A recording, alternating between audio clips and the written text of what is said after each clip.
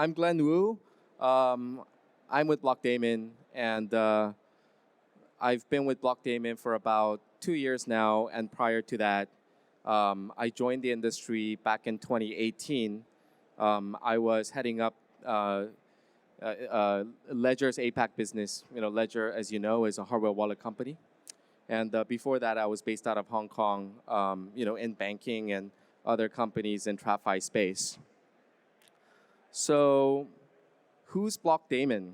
Blockdaemon, daemon means in computer science language, an operating system silently running behind in the background.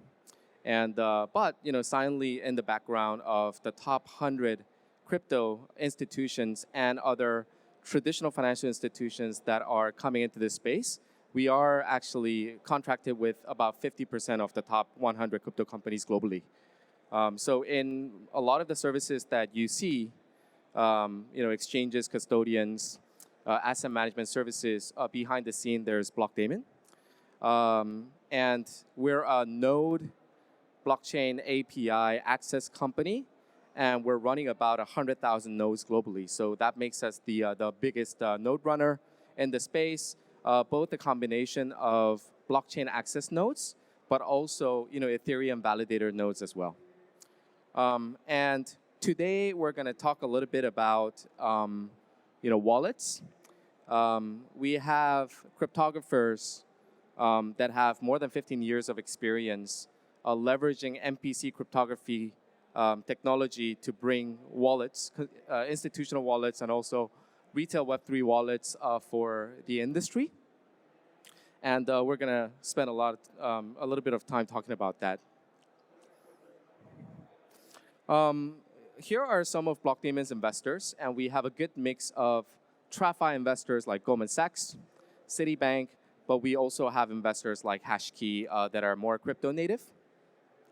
And like I said, we're the biggest node runner in the space.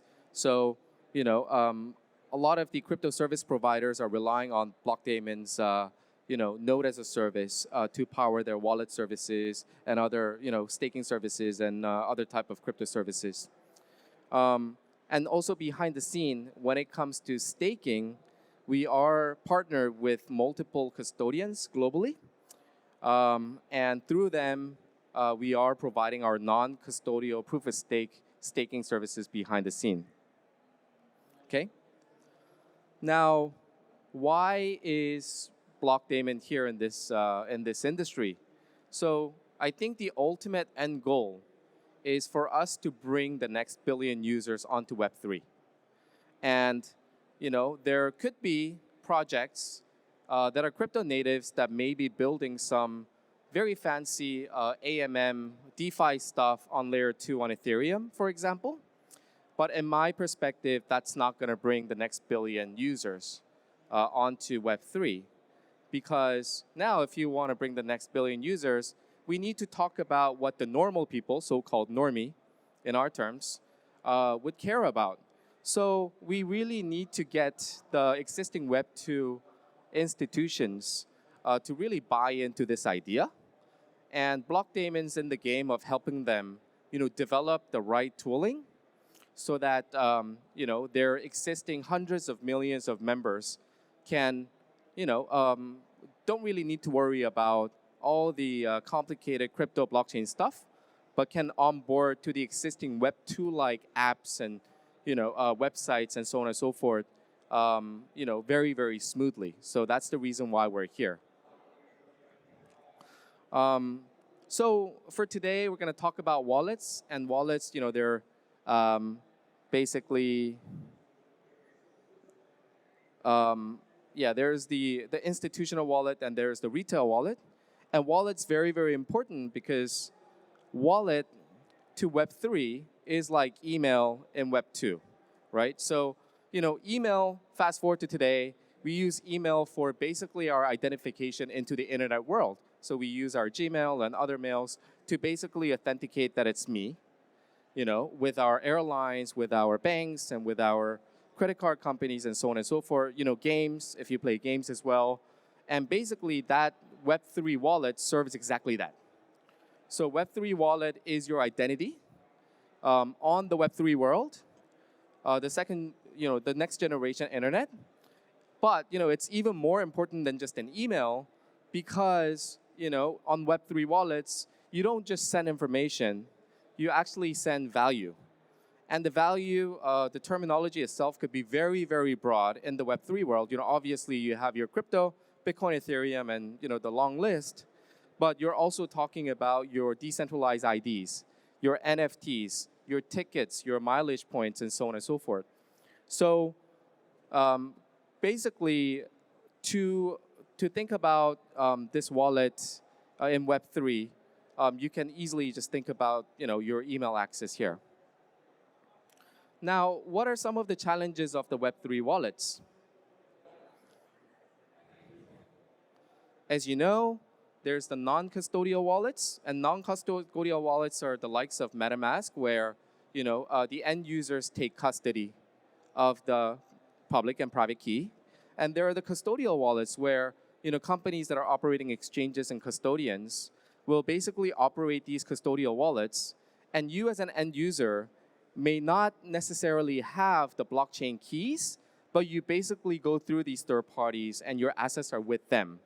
So for the use case of custodial, you have the IOU with your exchanges and custodian and asset managers, but you don't really have the assets that are on chain that belongs to you from a cryptography perspective.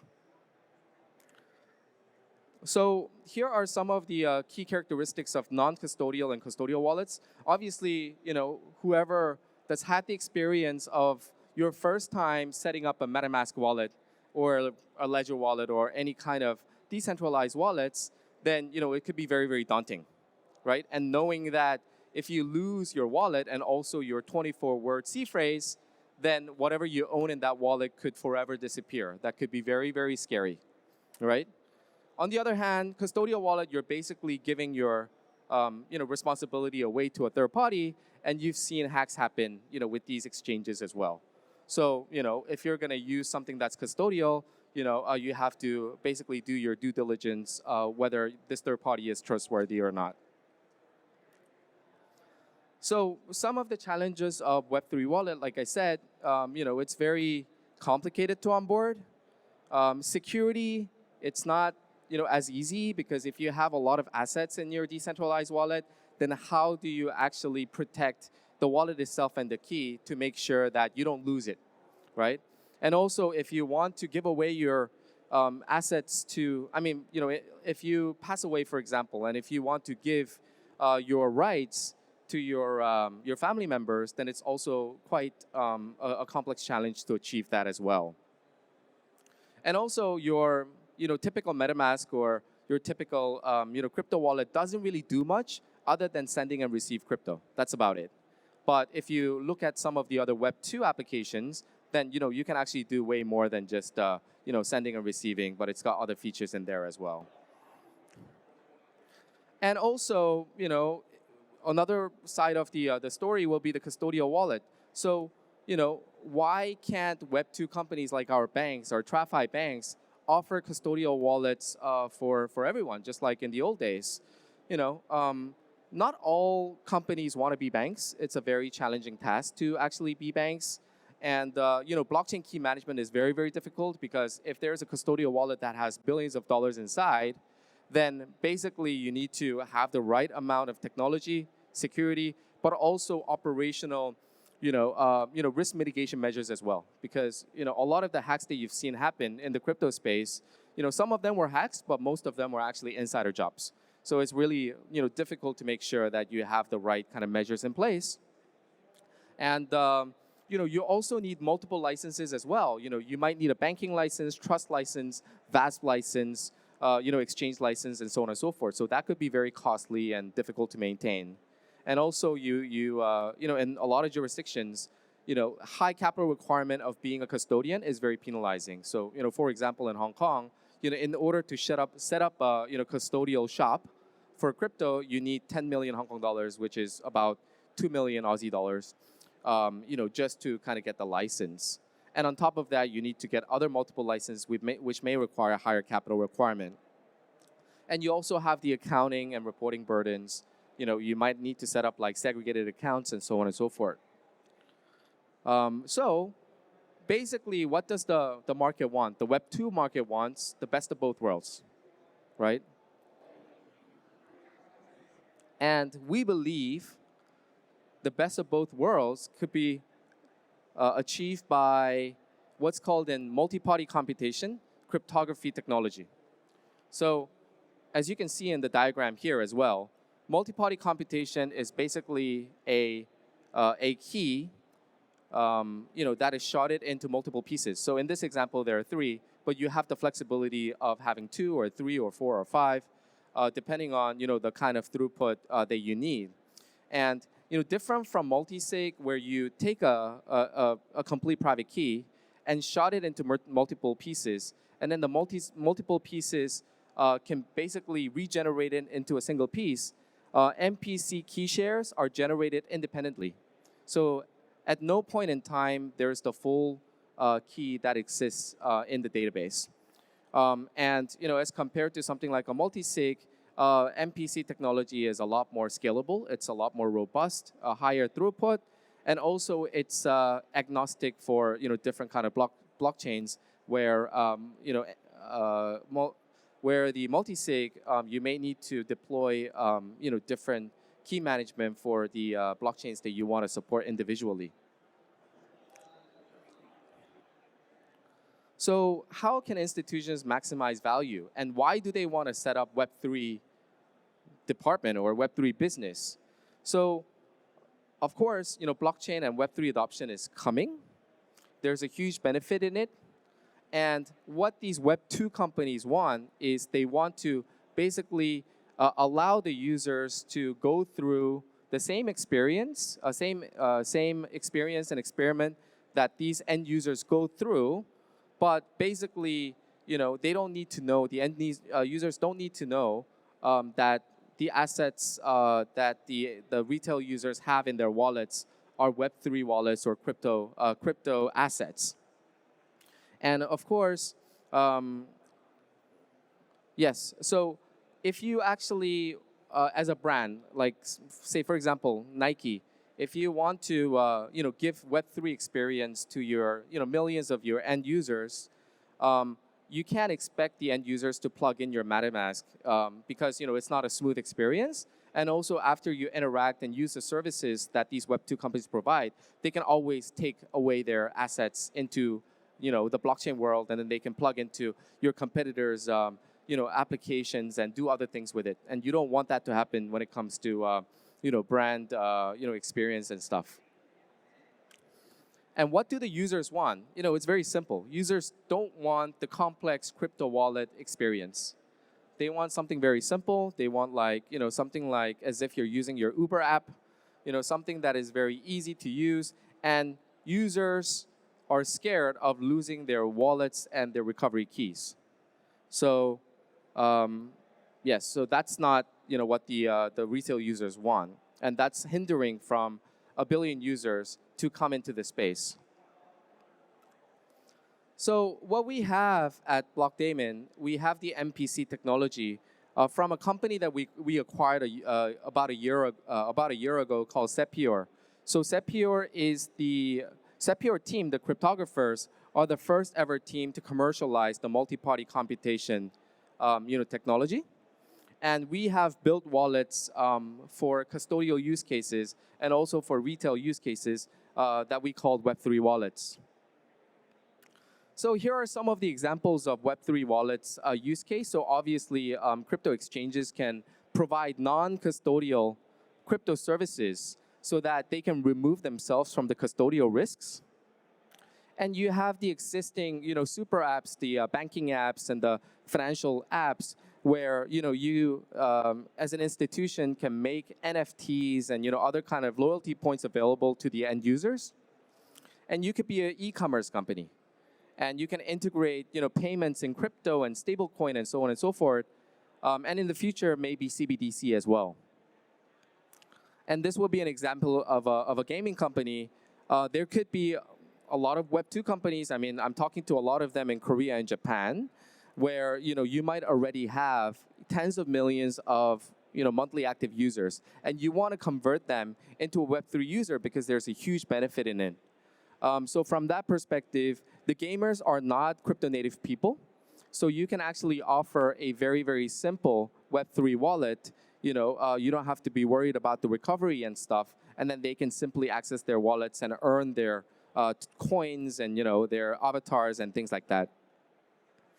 And this would be the case of NFT art. You can self-custodize NFT art as a retail end user. Yes, and it's not just about crypto, but it's also about your digital identity. So I'm sure in the future there will be an app that will basically be launched by government entities, and then you would have your decentralized ID in your phone itself. And also another NFT use case, your airline miles, your tickets to concert, and so on and so forth. Yeah, and the financial trading applications. And this is a real example of Grab. So I come from Singapore, so I use this Grab app a lot. And Grab just launched, back in September, a Web3 wallet, leveraging the MPC technology. So you can see from the screenshot that I captured through my phone that it looks just like a typical, super app where you can call for a ride and pay for things and also order food and stuff. And this was launched during the Formula One season. So they have some NFT packs, that they've partnered with the Singapore government, and they let you know about the security features and look at the recovery questions that they're asking on the app. It's very much like your Web2 wallet, your banking app, and so on and so forth. So this does not require you to write down the 24-word phrase and so on and so forth. And how do you achieve this? You achieve this through MPC. So MPC, in a nutshell, as an end user of this Web3 wallet, on your phone, you will have a key share. So maybe one of the 3 key shares on your phone. And then the other 2 key shares, in this example, it says it's hosted by Blockdaemon, but it's actually very flexible. So another 2 key shares could be held by Blockdaemon, could be held by Nike or your Australian banks, and then the third one could be hosted by a trusted third party or your family members and so on and so forth. So in harmony, all of these key shares will be signing on any kind of transactions that the end users with the phone have requested. And obviously, this is a spectrum of custodial and non-custodial. So the expectation is that every end users, the retail users, would KYC with the service provider. And then, with that information, the recovery key share gets automatically loaded onto your iCloud or your Google Cloud, so that if there's a, say for example, a soft recovery scenario where you lose your phone and you just need to recover your key share on your phone, then you can access your iCloud to basically do that without any kind of intervention of your service companies or a trusted third party. But there could also be a doomsday scenario where if you pass away and you need to give this away to your family members, or if the actual service company goes bankrupt, then you can actually, because the KYC information is with the trusted third party, you can recover the entire key itself onto more of the crypto method that we know. So export into 24-word recovery phrase, and then you can basically recover your assets in a completely different environment.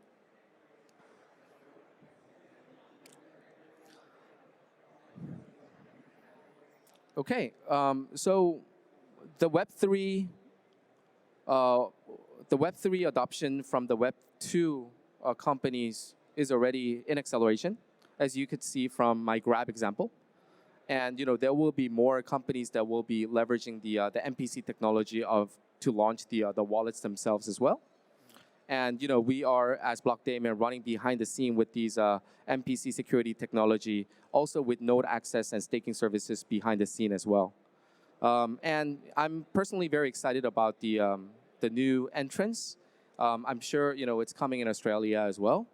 And that ends my presentation. Thanks very much for your time.